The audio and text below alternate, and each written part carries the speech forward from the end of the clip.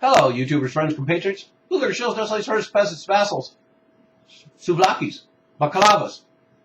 I'm a useful idiot, and today I'm going into my second installment in my series about Eurozone countries that are in a depression. First one being Spain. Now we're going to talk about Greece.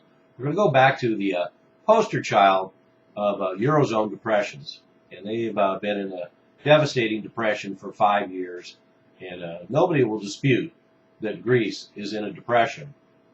And they haven't really been in the news daily, but I assure you, the last 5 years there's been riots and demonstrations and strikes constantly, week after week, month after month, for the last 5 years. So Greece is feeling maximum pain.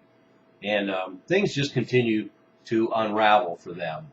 The latest developments are the fact that Greece will need another 10 billion euros over what they've already been given.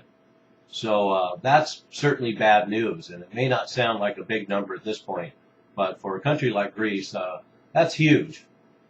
And this is from an official at the European Commission.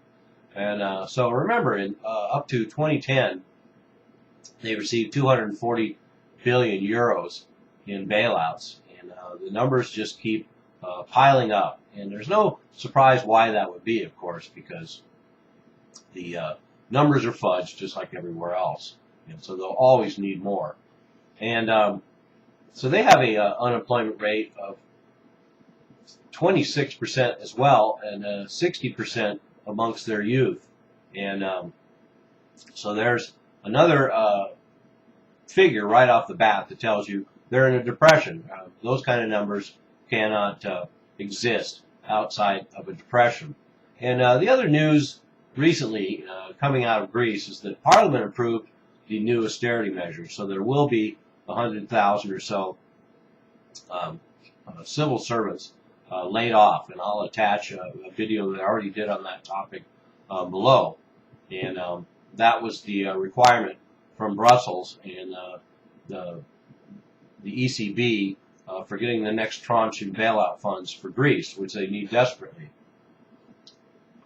So and then the German finance minister, Wolfgang Schäuble, was in Greece, and they actually cordoned it off, and for 11 hours no protests were allowed. So that's sort of an interesting development itself, to see the Greek people basically shut down from protesting when their German masters come to visit. And so with this fact that Greece is going to need another 10 billion euros, and basically we can take that number and let's just be generous and triple it and say they need 30 billion more euros, which is the more likely scenario. So what we're going to see is another debt haircut coming up. They're going to have to restructure their loans yet again. And but they're not going to be able to keep their head above water no matter what they do. And that's the bottom line about Greece's position and where their economy's at. Their debt to GDP in 2007, even before the collapse, was 106%. So that should tell you something. And now the fact that their debt to GDP last year was 170%.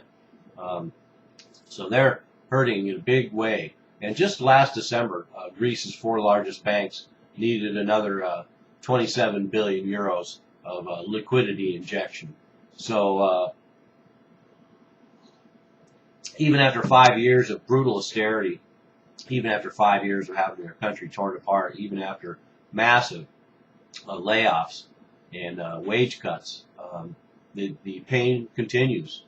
Greece is expected that it's expected that Greece GDP will shrink another 5% this year, and maybe as much as 7% more. So they'll be continuing to miss their austerity targets when you have your economy shrink 5 to 7% a year. I'm sure it shrunk 5 to 7% last year, and imagine what kind of devastation that would do, say, in an economy the size of the United States. If in 2 years it had shrunk 15%. So they have a country of 11 million people, and 3.4 million of them are unemployed. So these are staggering numbers. So, like I say, there's nobody debating whether there's a depression in Greece. But as hard as it is to believe, their depression is going to get deeper. And one of the problems they have, just like the rest of the Eurozone, in spite of 5 years of austerity, in spite of all these massive civil servant layoffs, in spite of all the austerity, they have a third of their workforce working for the government. So a third of their workforce. So if you have 11 million people, you have 3.4 million are unemployed. You have roughly another 3 or 4 million who work for the government still. And if you take their unemployment numbers too, as high as they are, 26% total, 60% for youth. If you factor in those that have completely dropped off the rolls, just like here in the United States, you've actually got an unemployment rate that's hovering right around 60%. So that is the dagger through the heart, and biggest clue telling us that Greece is in a depression of biblical proportions. And still, like I say, after 5 years of austerity, 5 years of bailouts, 5 years of banker bullshit, 20% of all their loans in the banking system are still bad. 20%. So after 5 years, how much longer is it going to take before all the toxic loans are out of the banking system, Greece and everywhere else for that matter? And no surprise that between 2009 and 2013, the poverty rate increased from 20% to 36%. So nearly half of the country of Greece is now living at the official poverty level. So this is a staggering portrait. I don't really have to go on too much more. There's not much to be said about where Greece is at right now.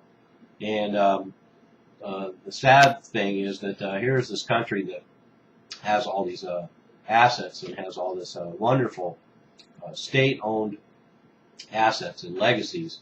And Greece is selling them off. They're having a huge asset sale. And Greece sold 28 state-owned buildings in the last few years on long-term lease, including tax offices, ministry buildings, and the main police headquarters in Athens.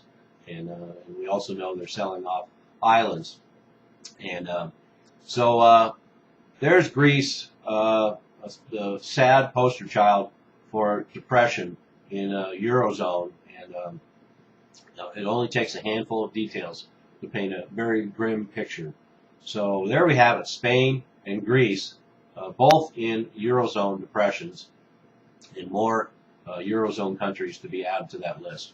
I'm a useful idiot. Don't you be one too.